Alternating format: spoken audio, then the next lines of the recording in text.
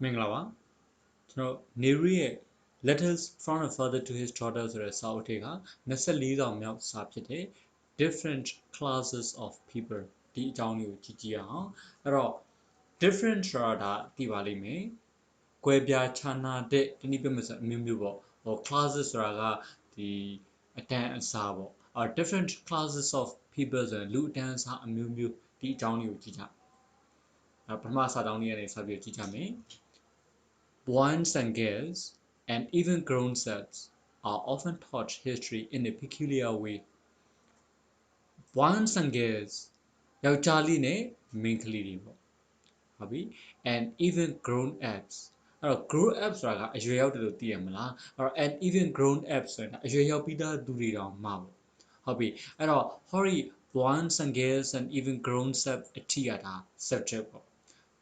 Verb kubame are taught. Adiga main verb ka are taught. Passive voice နဲ့သုံးထားတယ်နော်သင်ကြားခြင်းခံရတယ်ပေါ့သူတို့ကိုသင်ကြားပေးကြ are often taught history အဲ့တော့တမိုင်းနော်ဒီယောက်ျားလေးတွေမိန်းကလေးတွေဒီအရွယ်ရောက်ပြီးသားသူတွေတော့မှတမိုင်းကိုသင်ကြားပေးခြင်းခံရပါတယ်ဘယ်လိုနည်းနဲ့သင်ကြားပေးခြင်းခံရတာလဲဆိုတော့ in a peculiar way peculiar ဆိုတာ strange အဓိပ္ပာယ်ရပါတယ်ထူးဆန်းတာနော်ထူးခြားတာ way ဆိုတာကနီးလန်းမှာအဲ့တော့ in a peculiar way ဆိုတာဟိုထူးဆန်းတဲ့နီးလန်းနဲ့သင်ကြားခြင်းခံရတယ်ဘယ်လိုမျိုးလဲစကြည့်အောင် they learn the names of kings and others and the dates of battle and the like or they learn ဆိုတာသူတို့ကလေ့လာရဘာကိုလေ့လာရတယ်လဲဆိုတော့ the names of kings and others အဲ့တော့ဘယင်းဒီပြီးတော့တခြားသူတွေရဲ့နာမည်ဒါကိုလေ့လာကြရတယ်ပြီးတော့ and dates of battle တိုက်ပွဲတွေဖြစ်ပွားတဲ့ရက်စွဲပေါ့နော် and the like ပြီးတော့အလားတူဒါတွေကိုသူတို့ကလေ့လာကြရအဲ့တော့ငကိုတော့ကစာတင်တဲ့ခါကျရင်ရာဇဝင်တင်တယ်လို့ပြောတယ်ရာဇဝင်ဆိုတာကရာဇဝင်တာပါအဲ့တော့နော်ဘယင်းဒီအကြောင်းကိုပြောတာပေါ့အရင်တော့အဲ့လိုတင်ကြနောက်ကျတော့တမိုင်းဆိုပြီးတော့လူမှုရေးနော်စီးပွားရေးယဉ်ကျေးမှုစသဖြင့်ဒါမျိုးလေးတွေခွဲခြားပြီးတင်လာရတာရှိအရင်တော့ကကျတော့ဘယင်းဒီအကြောင်းဘယ်ဘယင်းကဘလို့နော်ဘယ်တိုက်ပွဲတွေဘလို့ဖြစ်တယ်စစ်ကြောင်းချီတာဘလို့ဒီအကြောင်းလေးတွေကိုတင်ခဲ့ရဒါပေမဲ့ကြည့်ကြည့်အောင် but surely history does not consist of battle and a few persons who became kings and generals but surely ဆိုတာအသေးချာပဲဘာလဲဆိုတော့ history does not consist of battle and a few persons တမိုင်းမှာတိုက်ပွဲတွေပြီးတော့လူနည်းနည်းလေးပဲပါဝင်တာမဟုတ်ဘယ်လိုလူနည်းနည်းလေးလဲ who became kings and generals အဲ့တော့ဘုရင်တွေဗိုလ်ချုပ်ကြီးတွေဒါတွေဖြစ်လာတဲ့လူနည်းနည်းပဲပါဝင်တာမဟုတ်တမိုင်းမှာနော်ဒါဆိုတမိုင်းဆိုတာဘာဖြစ်တဲ့နာလဲ history should tell us of the people of a country how they lived what they did and what they thought history should tell us တမိုင်းကတို့ကိုပြောပြတဲ့ဘာကိုပြောပြတဲ့လဲဆိုတော့ of the people of a country နိုင်ငံတစ်ခုရဲ့လူတွေအကြောင်းကိုပြောပြတဲ့မှာဒါတစ်ချက်ပြီးတော့ how they lived သူတို့ဘလို့အသက်ရှင်နေထိုင်ခဲ့တယ်လဲဆိုတာ what they did သူတို့ဘာလုပ်ခဲ့တယ်ဆိုတာ and what they thought သူတို့ဘလို့တွေးခေါ်ခဲ့တယ်လဲဆိုတော့တမိုင်းကတို့ကိုပြောပြတဲ့မှာတမိုင်းတင်ရတဲ့ရည်ရွယ်ချက်ကဘာလဲဆရာကြီးဒေါက်တာတန်းထွန်းပြောတဲ့စကားအတိုင်းပြောမှဆိုမအအောင်လို့ပြောတာတမိုင်းတင်တယ်ဆိုတာမအအောင်လို့တင်တာအဲ့တော့မလို့မအောင်လဲဘရင်ဒီအကြောင်းတိုက်ပွဲတွေအကြောင်းဒါတွေကိုပဲတင်ရောအားနိုင်တယ်လားဆိုတော့အားနိုင်တာပေါ့တမိုင်းဆိုတာဒီလူတွေရဲ့အကြောင်းမှမဟုတ်ဘူးလေအဲ့တော့တိုက်ပွဲတွေအကြောင်းမှမဟုတ်ဘူးဘရင်ဖြစ်စစ်ဗိုလ်ချုပ်ဖြစ်ဒီလူတွေဖြစ်သွားတဲ့သူတွေနည်းနည်းလေးအကြောင်းမှမဟုတ်ဘူးတမိုင်းကဘာတွေအကြောင်းပြောရမလဲဆိုတော့အဲ့ဒီနိုင်ငံရဲ့လူတွေအကြောင်းကိုပြောပြ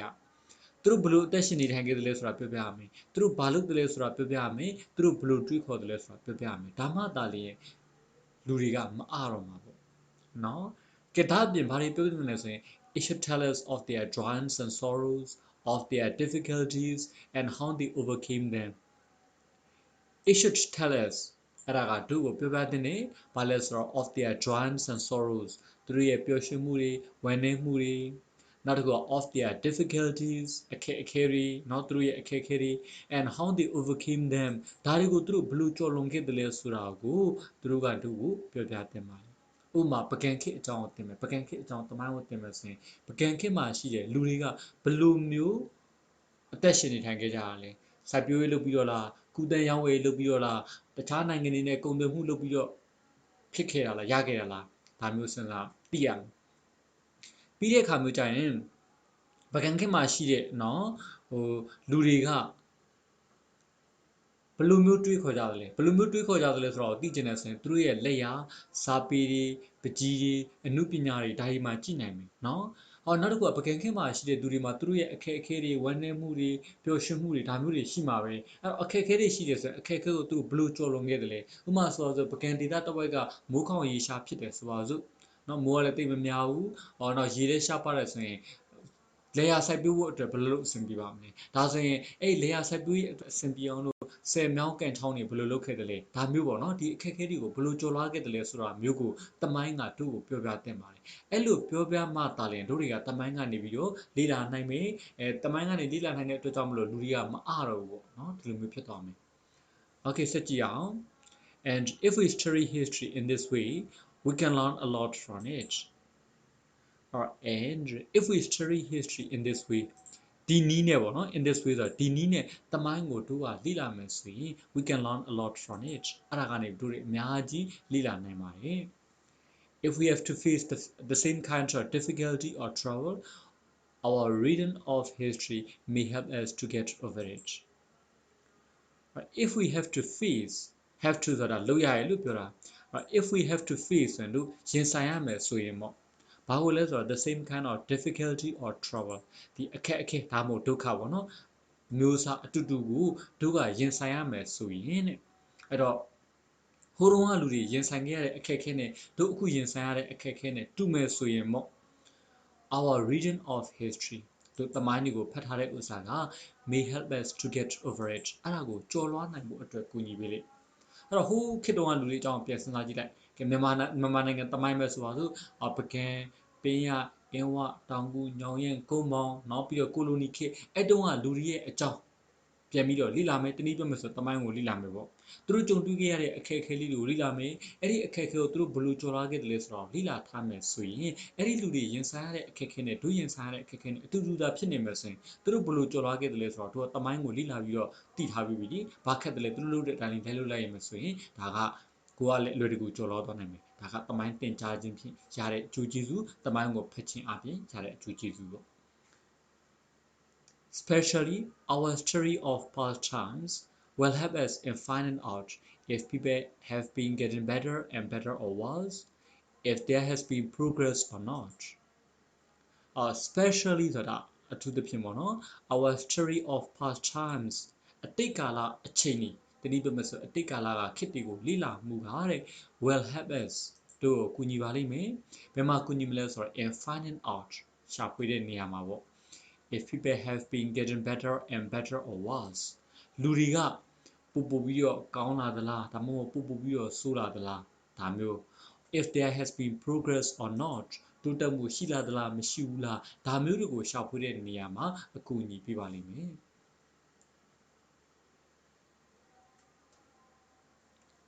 Of course one must try to learn something from the lives of great men and women of past times of course ဆိုတာဟုတ်တာပေါ့တဲ့ one must try to learn တစုံတစ်ယောက်ကလေ့လာဖို့ကြိုးစားရဘာလို့လဲဆိုတော့ something from the lives of great men and women of past times ဟိုအတိတ်ခေတ်ကာလကနော်ဒီထူဂျွန်နဲ့ဒါမှမဟုတ်ကြီးကျယ်တဲ့လူတွေယောက်ျားတွေမိန်းမတွေသူတို့ရဲ့ဘဝကနေပြီးတော့တစ်ခုခုကိုလေ့လာဖို့နော်ကြိုးစားရမယ်ဒါဟုတ်တယ် but we must also try to learn what the condition of various kinds of people in olden days was အဲ့တော့ဆိုလိုတာကအတိတ်တုန်းကသူတွေအကြောင်းမှာဥပမာကံတော်မင်းသားကြီးအကြောင်းကိုလေ့လာမယ်ဒါဆိုကံတော်မင်းသားကြီးကဒါ great man ပါပဲသူ့အကြောင်းလေ့လာမယ်ဆိုရင်သူ့ရဲ့ဘဝကနေပြီးတော့တို့တွေကလေ့လာစရာတွေအများကြီးရှိတယ်သူကအမျှော်မြင်ကြည့်တယ်ပညာရေးတန်ဖိုးကိုနားလေတယ်ကိုယ်နိုင်ငံကိုခင်ပြီးအောင်တိုးတက်အောင်လုပ်ဖို့အတွက်စိတ်ကူးရှိတယ်စသဖြင့်အဲ့ဒါမျိုးတွေကိုလေ့လာနိုင်တယ်ဒါကောင်းတယ်နော်လေ့လာရမယ်အဲ့လိုလေ့လာရဆိုပေမဲ့ဒါပေမဲ့ဒီလူတွေအကြောင်းကိုလေ့လာသွားရုံနဲ့မပြီးသေးဘူးဘာလို့ရအောင်မလဲဆိုတော့ but we must also try to learn လေ့လာဖို့ကြိုးစားရမယ်ဘာလို့လဲဆိုတော့ what the condition of various kinds of people in olden days was ဒီရှေ့တုန်းကပေါ့နော်လူတွေရဲ့လူအမျိုးမျိုးတွေရဲ့အခြေအနေကိုလည်းပဲလေ့လာဖို့ကြိုးစားရပါမယ် I have written to you many letters have written ဆိုတာရေးပြီးသွားပြီလို့ပြောတာ I have written to you many letters. A piga tamizi ko sari amyaji yebi wai.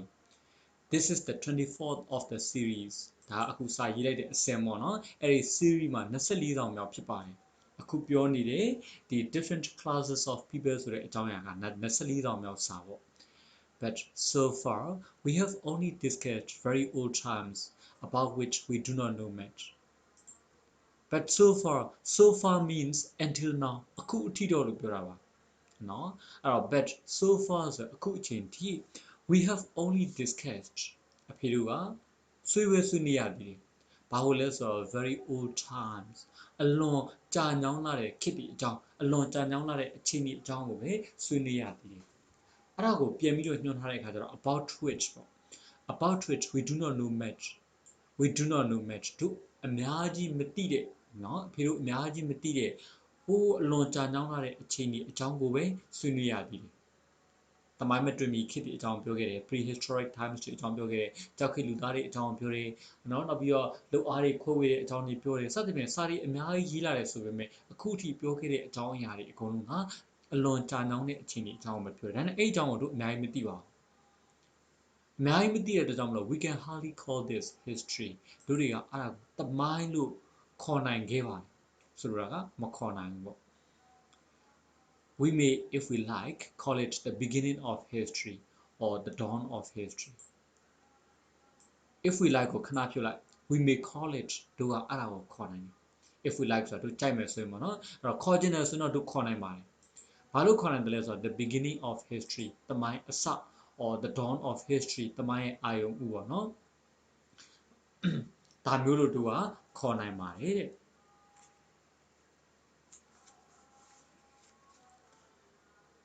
Soon we shall consider the later periods about which we know more and which may be called the historical times. Soon ဆိုမကြခင်မှာ we shall consider အဖေတို့စဉ်းစားကြမယ်။ဘာလို့လဲဆိုတော့ the later periods ဟိုနှောင်းပိုင်းကာလတွေအကြောင်းပေါ့ about which we know more and which may be called the historical times အဲ့တော့အဖေတို့ပို့ပြီးတော့တည်တဲ့ပြီးတော့ဒီသမိုင်းတွင်တဲ့အချိန်ပေါ့နော်သမိုင်းတွင်တဲ့ခေတ်လို့ခေါ်နိုင်တဲ့နောက်ပိုင်းကာလတွေအကြောင်းအဖေတို့စဉ်းစားကြမယ် But before we leave the early civilizations let us have another peep into them and see what different kinds of people lived in those days. Better ဒါပေမဲ့အဲ့လိုမလုပ်ခင်ပါဘောနော် before we leave the early civilizations ဒီအစောပိုင်းယဉ်ကျေးမှုတွေကိုမချန်ထားခဲ့ခင်မှာ let us have another peep into them အဲ့ဒါတွေအကြောင်းကိုတတိတစောင်းပြန်ကြည့်ကြရအောင် peep ကိုဓာတ်ရိုက်ပါတာပြန်မယ်ဆိုတော့ချောင်းကြည့်ရပေါ့အဲ့တော့တစ်ချက်ပြန်ကြည့်ကြရအောင်တတိတစောင်းပြန်ကြည့်ကြရအောင်နော်ပြန်ကြည့်ပြီးတော့ and see what different kinds of people lived in those days အဲ့ဒီခေတ်တုန်းကကွဲပြားခြားနားတဲ့သူတွေကဘယ်လိုနေထိုင်ခဲ့ကြသလဲဆိုတာကိုကြည့်ကြရအောင် We have already seen how in the early tribes people started doing different kinds of work. We have already seen ဆိုအဖေတို့မြင်ခဲ့ပြီးပါပြီ။ဘာလို့လဲဆိုတော့ how in the early tribes people started doing different kinds of work. အဲ့တော့ in the early tribes ဆိုတာအစောပိုင်းเนาะလူမျိုးစုတွေမှာဒီ how နဲ့ပြောမယ် how people started doing different kinds of work လူတွေကကွဲပြားခြားနားတဲ့အလုပ်တွေကိုဘယ်လိုဆက်လုပ်တယ်လဲဆိုတော့အဖေတို့ကြည့်ခဲ့ပြီးပါပြီအစောပိုင်းလူမျိုးနွယ်စုတွေမှာလူတွေကကွဲပြားခြားနားတဲ့အလုပ်တွေကိုဘယ်လိုလုပ်ခဲ့တယ်လဲဆိုတော့အဖေတို့ကြည့်ခဲ့ပြီးပါပြီ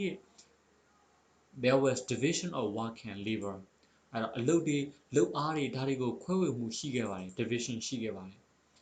We have also seen how the leader of the tribe the patriarch separated his family from the others and only did the managing part of the work. We have also seen အဖေတို့မြင်ခဲ့ပြီးပြီဟိုအရှိမတော့ဟို the patriarch ဆိုတဲ့မျိုးနွယ်စုခေါင်းဆောင်တွေအကြောင်းခေါင်းစဉ်တွေတက်ပြီးပြောလာခဲ့တယ်နိဒါကြောင့်မလို့အဖေတို့မြင်ခဲ့ကြပြီးပြီဘာလို့လဲဆိုတော့ how the leader of the tribe အဲ့ဒီလူမျိုးနွယ်စုရဲ့ခေါင်းဆောင်ကနော်လူမျိုးစုခေါင်းဆောင်ဆိုတော့ the patriarch ပေါ့မျိုးနွယ်စုခေါင်းဆောင်က separated his family သူ့မိသားစုကိုခွဲခြားထားတယ်ဘယ်သူကခွဲခြားထားလဲဆိုတော့ from the others ဆိုတော့တခြားလူတွေကနေပြီးခွဲခြားထားပါတယ် and only did the managing part of the work အဲ့ဒီအလုပ်ရဲ့စီမံခန့်ခွဲတဲ့အပိုင်းကိုပဲလုပ်တယ်ဆိုတော့ဖေကိုမြင်ခဲ့ပြီးပါပြီအဲ့တော့သူ့ရဲ့သူ့မိသားစုတွေက အများလုပ်တဲ့အလုပ်ကိုမလုပ်တော့ဘူးပင်ပန်းတဲ့အလုပ်တွေမလုပ်တော့ဘူးစီမံခန့်ခွဲတဲ့အလုပ်တွေပဲလုပ်ဒါကိုပြောခဲ့ပြီး He became a higher kind of person or we may say that his family belonged to a different class from the other people or he became a higher kind of person သူကပို့ပြီးတော့မြင့်မားတဲ့เนาะဟိုလူအမျိုးအစားဖြစ်လာ or we may say that ဖေတို့ပြောနိုင်ပါတယ် his family belonged to a different class from the other people သူ့ရဲ့မိသားစုကเนาะဒီတခြားလူတွေရဲ့တခြားသူတွေနဲ့ပေါ့ကွဲပြားခြားနားတဲ့အဆင့်အတန်းမှာပါဝင်တယ်လို့ပြောနိုင်ပါတယ် Thus we find two classes of people one doing the managing and ordering and the other doing the actual work Thus ဒါကြောင့်မလို့ we find two classes of people အဖေတို့ကလူအတန်းအစားနှစ်မျိုးကိုတွေ့ရပါတယ်အဲ့ဒါကဘာလဲဆိုတော့ one doing the managing and the ordering စီမံခန့်ခွဲတာအမိန့်ပေးတာကိုလုပ်တဲ့လူအတန်းအစားတစ်ခု and the other doing the actual work ပြီးတော့တကယ်အလုပ်ကိုလုပ်တဲ့လူတန်းစားကတစ်ခုဆိုပြီးတော့လူတန်းစားနှစ်ခုပေါ့ဖေတို့တွေ့နိုင်ပါတယ် and of course the class doing the managing part had much more power and they used this to take as many things as possible and of course the class doing the managing part အဲ့ဒီစီမံခန့်ခွဲတဲ့အပိုင်းကိုလုပ်တဲ့သူတွေက had much more power เนาะအာဏာတွေပို့ပြီးတော့ရှိလာ and they use this သူတို့ကအဲ့ဒါကိုသုံးပါတယ်ဘာလို့ဒီအာဏာကိုသုံးတာပေါ့เนาะ to take as many things as possible ဖြစ်နိုင်သမျှအရာတွေအများကြီးကိုယူဖို့အတွက်သူတို့ကသုံးပါတယ်ဒီအာဏာရှိလာမယ်ဆိုရင်ပိုင်ဆိုင်မှုတွေရှိလာမှာပဲလေအဲ့ဒါကိုယူဖို့အတွက်သုံးပါတယ်သုံးတဲ့အခါကျတော့ဘာဖြစ်လာသလဲဆိုတော့ they became richer as they took more and more from the others who worked they became richer ဆိုတော့သူတို့ပို့ပြီးတော့ချမ်းသာဘာလို့ချမ်းသာတာလဲ as they took more and more သူတို့ကပို့ပြီးတော့ယူလာတဲ့အတွက်ကြောင့်မလို့ from the others who worked အလုပ်လုပ်တဲ့သူတွေစီကနေသူတို့ကပို့ပြီးတော့ယူလာတဲ့အတွက်ကြောင့်မလို့သူတို့ကပို့ပြီးတော့ချမ်းသာလာတယ်ဟုတ်ပြီနော်ဒါဆိုရင်လူဒန်းစားအဓိကနှစ်မျိုးရှိမယ်စီမံခန့်ခွဲပြီးတော့အမိန့်ပေးတဲ့ဥစ္စာရဲ့အလုပ်လုပ်တဲ့လူဒန်းစားဒါရှိလာတယ်အဲ့တော့စီမံခန့်ခွဲတဲ့အုပ်စုမှာဆိုရင်တော့အာဏာရှိလာတာပေါ့အာဏာရှိလာတဲ့အခါကျတော့သူတို့လိုချင်တဲ့အရာကိုယူဖို့အတွက်အဲ့ဒီအာဏာကိုအသုံးချကြအာဏာအသုံးချရတဲ့အခါကျတော့တကယ်အလုပ်လုပ်တဲ့သူတွေစီကနေသူတို့ကပို့ပြီးတော့ယူခြင်းအပြင်ပို့ပြီးတော့ချမ်းသာဒါပဲအဓိကအချက်ကတော့နော် And so as division of work went on several classes arose and so ဒါကြောင့်မလို့ as division of work went on ဒီအလုပ်ခွဲဝေတဲ့ဥစ္စာကဆက်ပြီးတော့ဖြစ်တဲ့အခါမှာ several classes arose အဲ့ဒီလူဒန်းစားအချို့ပေါ်ထွက်လာ several ဆိုတာကတော့ more than two but not many နှစ်ခုထက်တော့ပိုတယ်အများကြီးမဟုတ်ဘူးဆို several လို့ပြောပါတယ် arise ကတော့ဒါမူရင်း present ပုံစံပေါ့ arose က past ပုံစံမှာအဲ့တော့ several classes arose ဆိုရင်လူဒန်းစားအချို့ပေါ်ထွက်လာပါတယ် there was the king and his family and people of his court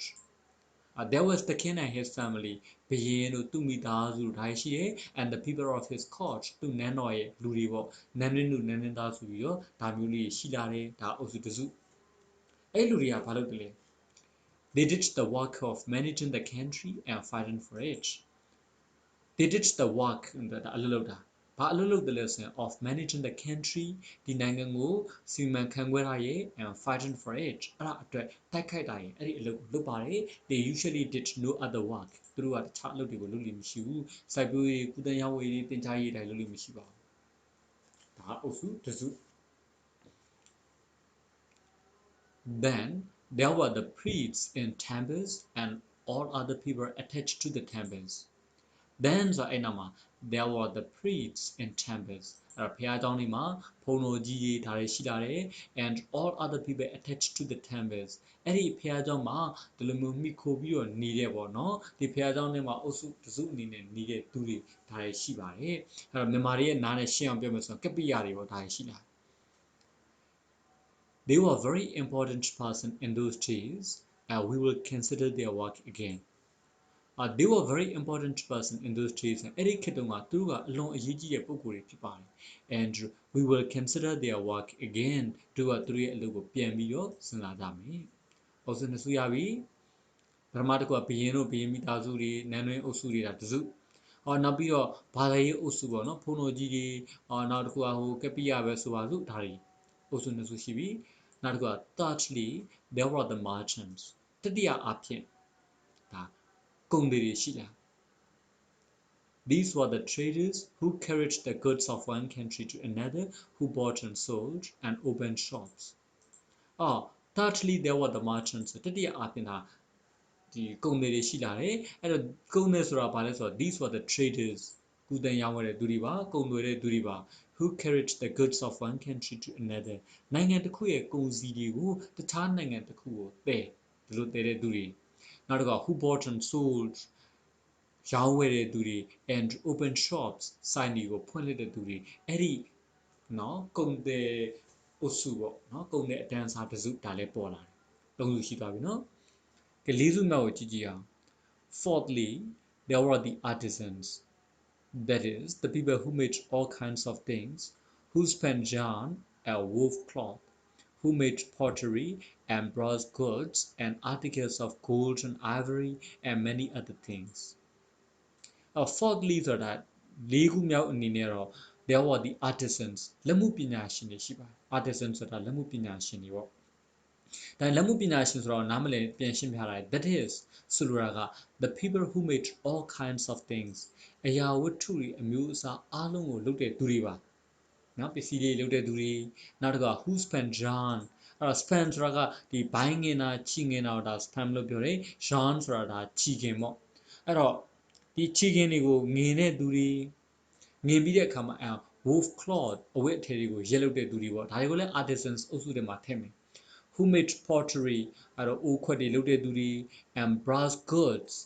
အဲ့တော့ဒီကြေးတွေနောက်တစ်ခု and articles of gold and ivory ရွှေတွေစင်စွယ်တွေဒီပစ္စည်းလေးလုပ်တဲ့သူတွေ and many other things တခြားအရာများစွာတွေကိုလုပ်တဲ့သူအဲ့ဒီအုပ်စုဖြစ်တဲ့လက်မှုပညာရှင်အုပ်စုဖြစ်တဲ့ artisans ဒါလေးပဲရှိ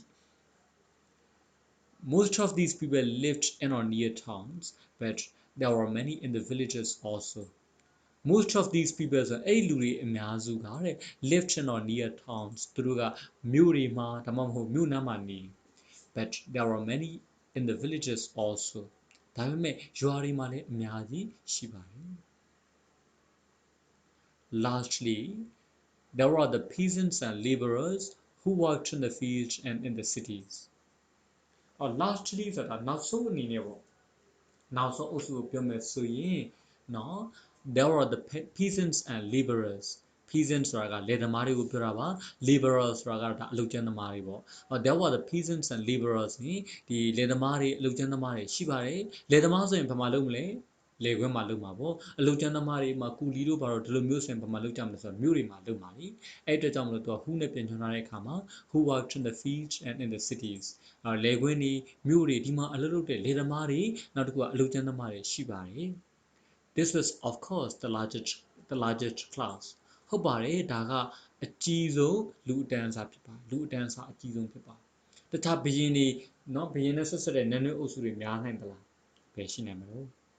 နော်ကုန်တယ်တွေဆိုလည်းအများကြီးမရှိဝယ်စားသူကပုံများတာနောက်တစ်ခုက